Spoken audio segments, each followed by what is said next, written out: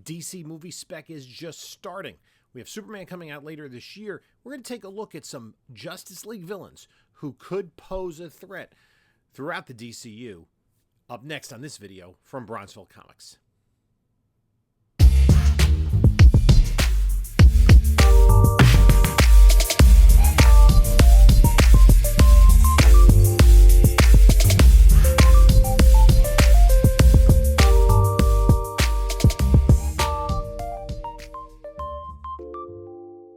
Hello, panelologists. This is Jim from Bronzeville Comics coming to you with another video. You know what to do. Like, comment, subscribe. Check out the description of this video for all sorts of fun stuff like Instagram, whatnot, eBay, email. So I am going to take a look at 10 villains of the Justice League of America who could play a part as either major or minor antagonists in James Gunn's DC universe. Most of these are Silver Age. There's one Bronze Age first appearance, but most of them are Silver Age first appearances in the Justice League of America line. Now, some of the Justice League villains are either, like, kind of, I wouldn't say too silly, because James Gunn could certainly go there with somebody like Shaggy Man or Brainstorm, or too kind of obscure, like Nebula Man or Aquarius. But we're going to stick with the big ones. Some have been adapted into film or television and live action. Some have not. And we're going to skip past the first JLA villain, Starro, who was a major villain in the Suicide Squad movie that James Gunn directed. Could come back. Starro could come back, certainly. But that first appearance is also the first appearance of the Justice League of America. So Starro, his first appearance is not really a key because of that character. Although there are two later Justice League of America books with great Brian Boland covers that are keys because of the Boland covers. Anyway, let's go to the third appearance of the Justice League of America, and that's Brave and the Bold number 30, which is the first appearance of Amazo and Professor Ivo. So Professor Ivo was a mad scientist who created an android, Amazo, ostensibly to Ivo was searching for immortality, and Amazo was able to drain and duplicate the powers of each of the members of the Justice League. Now, the Amazo character, granted, his comic book look as designed by Mike Sekowsky, I don't think would really translate well into live action. So they've made him, when they've used him, he was used in the Arrowverse more as a typical android, and was also used as a main cog in the Crisis on Infinite Earths storyline, that recent 3-part movie that DC Animation did. Amazo does have a connection to another character on this list. Is an interesting foil, but it's sort of like, I think, more of a Silver Bronze Age schematic where it just absorbs the powers of the other characters, and sort of kind of like the Fantastic Four's Super Skrull, although Amazo came first, in 1960. And now Ivo was also connected to Professor T.O. Morrow, who originally fought Flash and Green Lantern on Earth 1, then ended up on Earth 2 and created the android Red Tornado, who became a member of the Justice Society of America, basically to infiltrate them and be controlled by T.O. Morrow. But then Red Tornado went to Earth 1, and it gets a little complicated.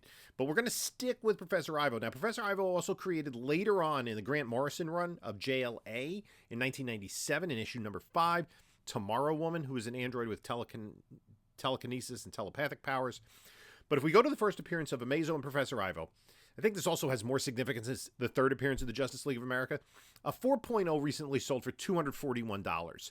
So, what, about $60 a grade point? Obviously, it gets much higher as you go to higher grades. A somewhat affordable book in lower end of mid-grade. Now, the very next Justice League of America story was issue number 1 of their own series, which is a fairly expensive book. It's also from 1960, Justice League of America number 1, and the villain there is Despero.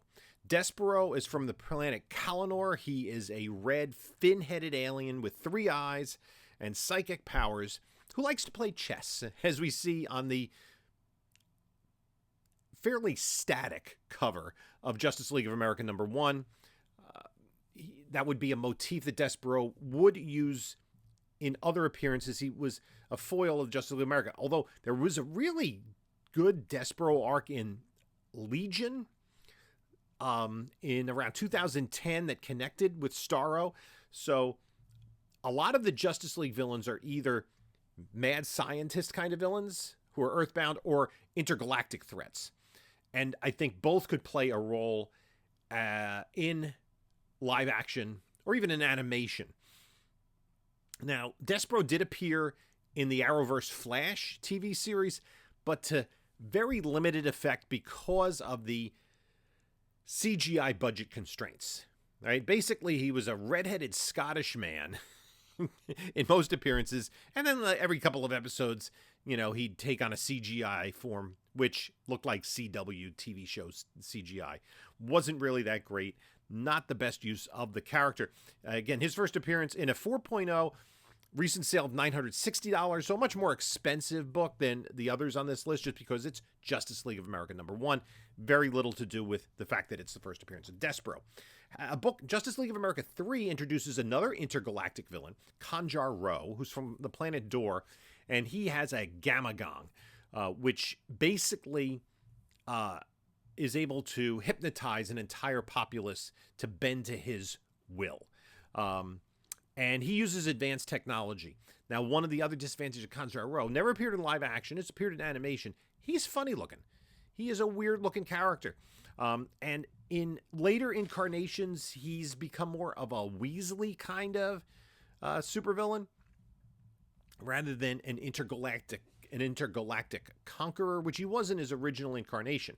Now, the problem is, in these original stories, all too often, there's a deus ex machina at the end of the story where they find, oh, here's a way to defeat him. Let's just have Superman and Batman change identities. I think that was a Kanjar Ro thing.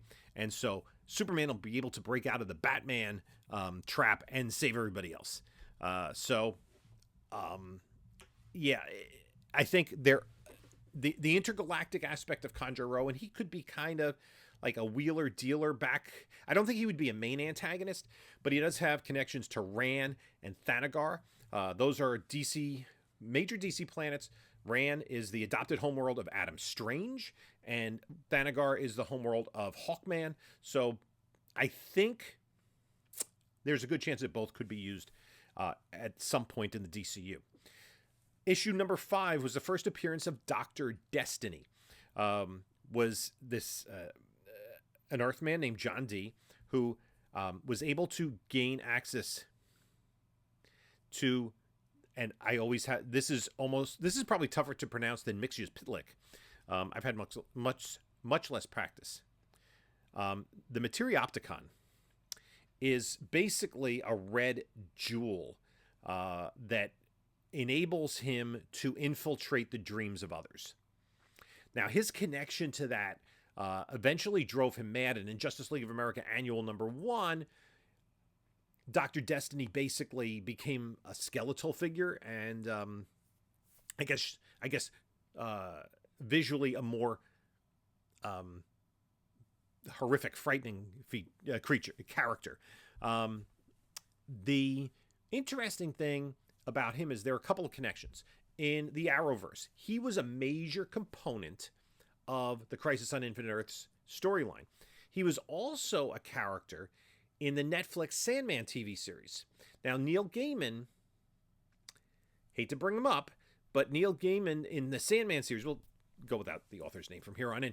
In the Sandman series, it was retconned that the Materiopticon was the, what did they call it?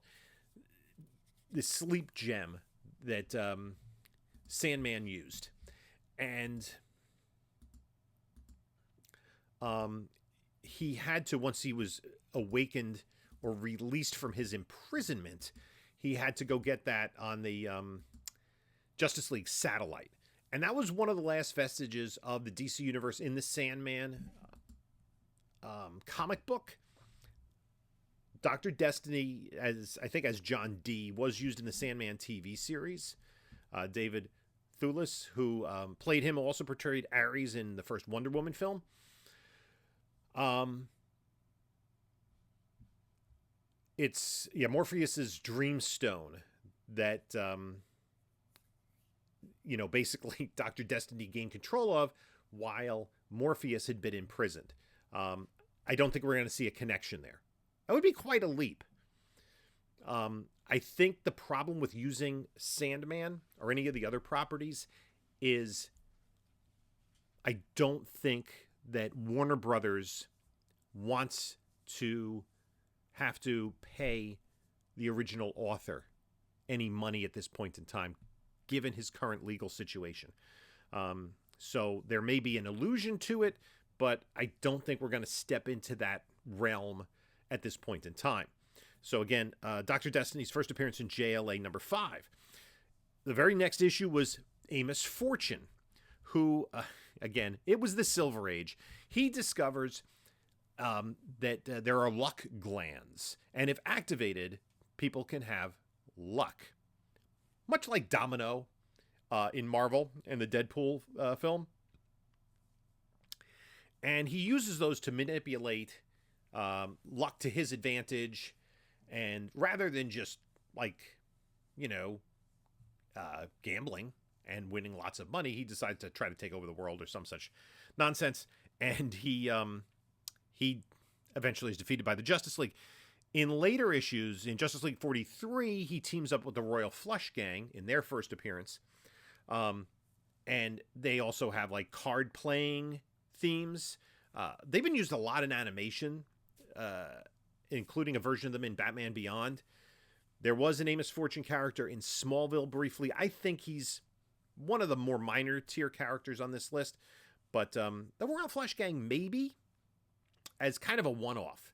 The kind of book that if you want to buy it, you got to be careful because the Royal Flush Gang could end up like Marvel's Wrecking Crew. The next one is a mystical character. It's Felix Faust. Justice League of America 10 is his first appearance.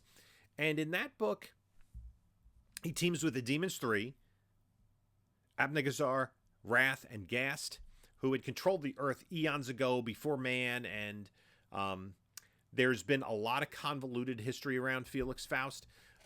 He was possessed by an ancient sorcerer, possessed a modern man. That is one of the retcons. But he does open up the mystical part of the DC universe. Could be more in line with what we might see in Justice League Dark.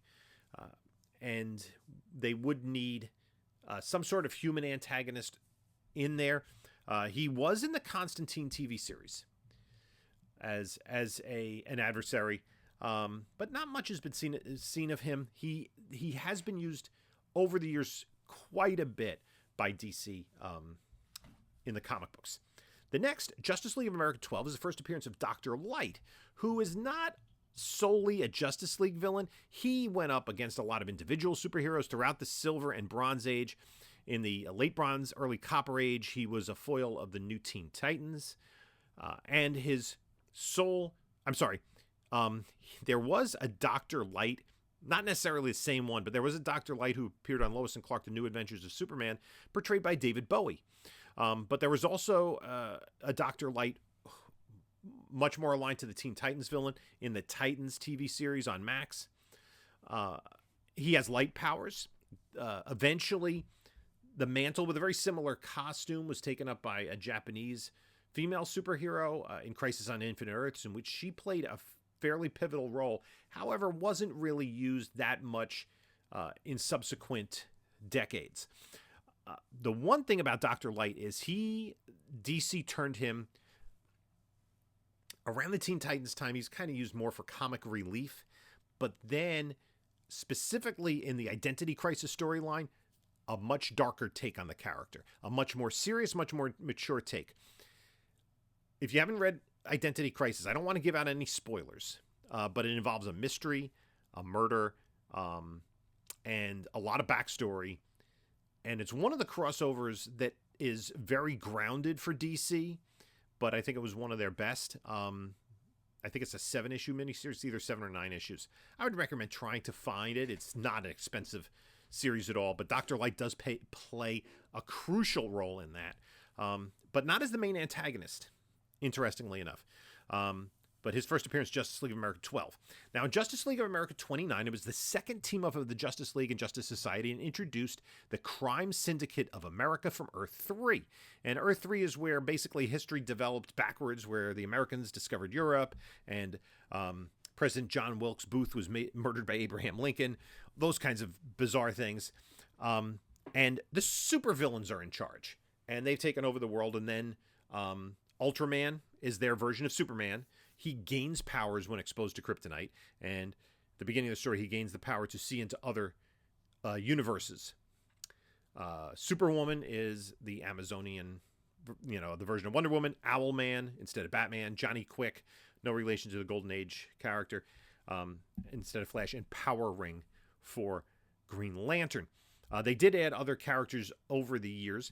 They were the opening salvo in the Crisis on Infinite Earths storyline, where Earth 3 was the first one we saw getting destroyed, and we said goodbye to those characters. Grant Morrison did bring them back in the early 2000s as being kind of an antimatter version of the Justice League. And that trope of evil versions of the superheroes has been used, of characters, is we saw it in Star Trek, in Lost in Space. Marvel used it after DC with the Squadron Sinister / Squadron Supreme. Is Ultraman the character that we're seeing in the Superman movie? I don't know. I kind of hope not, because I don't want Ultraman to be kind of like a Bizarro character, and it's way too early to go into the multiverse. I think the multiverse for DC is eventually what they're going to lead up to at the end of the 10-year plan, and that 10-year plan will culminate 10 years, 2025 to 2035. 2035, as I've said repeatedly, is the 100th anniversary of DC Comics and the 50th anniversary of Crisis on Infinite Earths. So characters like the Crime Syndicate and potentially Dr. Destiny could be involved in that kind of book. Another villain who was a frequent adversary of the Justice League, honestly one of my least favorites, just because the design is so stupid, and that's the Key. This is a guy, premiered in Justice League of America number 41. He took like these psychochemicals to enhance his brain, and he had a head that was shaped like a key, much like that really bad Super Bowl commercial with the kid with the cowboy hat shaped head. That's what the Key is. He's recurred, and what, as this history of the character went on into the Bronze Age, it was the chemicals that he had given himself to give himself these heightened mental powers and ability to outwit, for a time, the Justice. In later incarnations, he did have just more. He was a metahuman and had a more ghoulish appearance, like a standard ghoulish. He didn't have like a key-shaped head. So that is an interesting character. Now, one of the big bad that I didn't bring up, because it's not initially a Justice League villain, is Darkseid, right? The New Gods was created by Jack Kirby in his Fourth World series of books when he was writing New Gods, Forever People, Mr. Miracle, and Superman's pal Jimmy Olsen.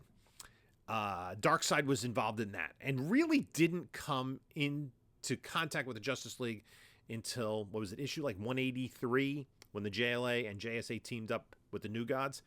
But characters related to Darkseid certainly could have play a role.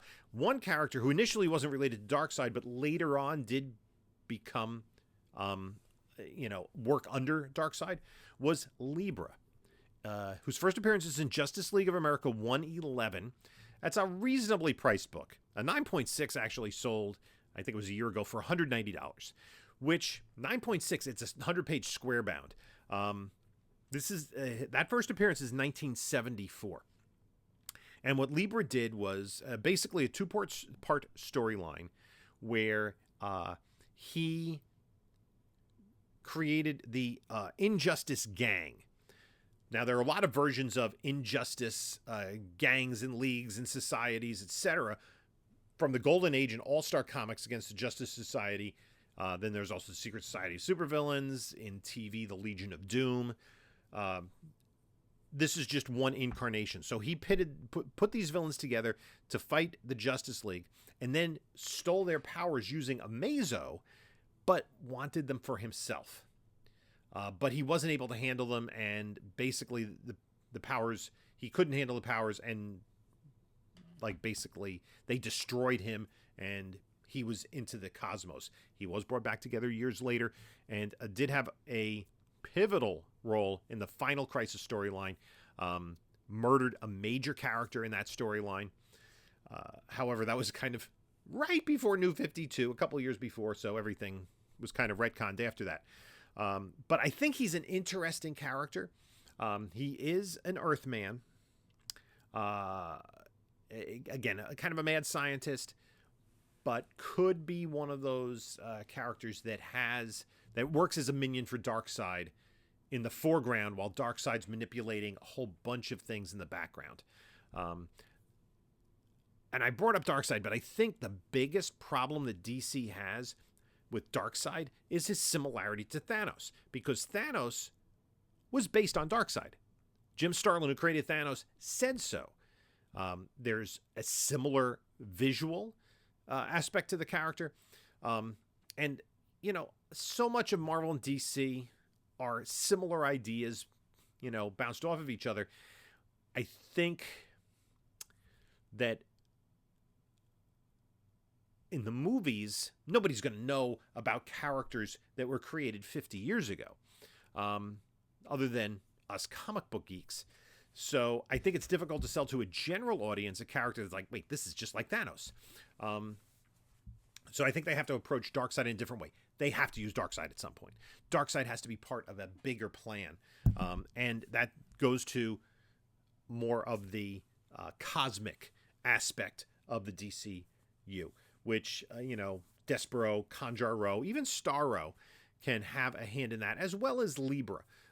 So I think it depends on how they want to handle it, and how James Gunn wants to bring the heroes together. Yeah, I think you eventually have to do a Justice League of America storyline. That has to be kind of the center, eventually, of the DC universe, much like Marvel has done with the Avengers. You can't really have another team. That you can have other teams that exist, like you could have a Teen Titans or New Titans or whatever you want to call them. You can even have a Justice Society, but you have to circle back to the Justice League, and I'm still a strong believer in Justice League Dark. I think that's a good property for DC to use, and the fact that Swamp Thing is going to be part of this first chapter does lead us in that vein. I think DC also could tap into something that Marvel has kind of let dangle over here, which is the more horror side of the DC universe. I think in the Bronze Age, when they were able to use horror characters more, Marvel had a better stable than DC did. DC essentially had Swamp Thing as the most successful of those. They did have some others that they used. I guess Creature Commandos is kind of like that, but Marvel with Werewolf by Night and Dracula and even Frankenstein, the Living Mummy, Ghost Rider, Man Thing, and Morbius. I'm talking about Legion of Monsters. They do have kind of a better team framework already set up, right? DC has to build that. And they do have a lot of characters they could pull from. Zatanna, the Phantom Stranger, the Black Orchid, Shade, Swamp Thing, Demon. There are quite a few that they could use. Constantine. So we'll see how that develops in the DCU. But I'd like to thank you all for stopping by. Let me know what you think about these Justice League characters, and there are any that you believe in. I think spec is something you have to be a little bit careful of, because these books, most of them in mid-grade are in mid-grade. You can find them in lower grade for like $50, but you're going to have to spend $100 or so because these are books basically from the Eisenhower and Kennedy administrations. So it's going to take they are fairly expensive because of their age. So let me know what you think about the list. I'd like to thank you all for stopping by. You can take a look at a couple of my other videos here. And this is Jim saying until next time, enjoy your comics.